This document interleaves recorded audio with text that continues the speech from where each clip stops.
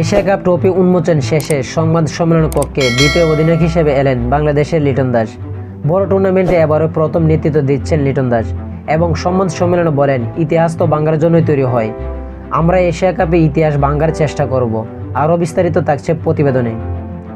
Trophy উন্মোচনের আনুষ্ঠানিকতা শেষ।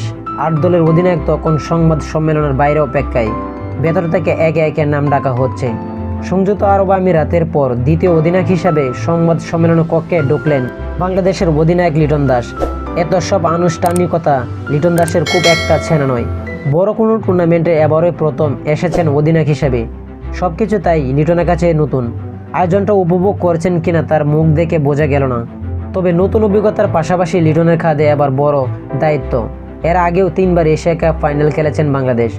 লিটনের জন্য স্মৃতি রোমাঞ্চটা একটু সহজ। শেষবারের ফাইনালটা খেলেছিলেন এই দুবাইয়ের আজকের সংবাদ সম্মেলনের ভেন্যুতেই। শুধু খেলেছেন বললে ভুল হবে। ভারতের বিপক্ষে সেই ম্যাচে সেঞ্চুরি করেছিলেন লিটন। কিন্তু আগের 2 ফাইনালের মতো সেদিনও বাংলাদেশকে হারতে হয়েছিল।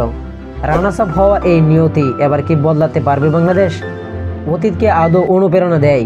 লিটনের উত্তর, এখনও চ্যাম্পিয়নশিপের স্বাদ আমরা পাইনি, কিন্তু সেটা একটা ইতিহাস। আর ইতিহাস তো বাংলার জন্য তৈরি হয়। ভালো ক্রিকেট খেলার চেষ্টা করব। এখানে অনেক চ্যালেঞ্জ থাকবে, এত সহজ হবে না। আমরা চেষ্টা করব দল হিসাবে কিভাবে উন্নতি করা যায়। তবে লিটন দাসের শিরোপা জয়ের স্বপ্নে বিশ্বাসী লোকের সংখ্যা খুব বেশি নয়। বিশেষ করে প্রতিপক্ষ দলগুলোর সাবেকরা বাংলাদেশের সম্ভাবনার তালিকা থেকে অনেক দূরে রাখছেন। লিটন অবশ্য এসব নিয়ে ভাবছেন না।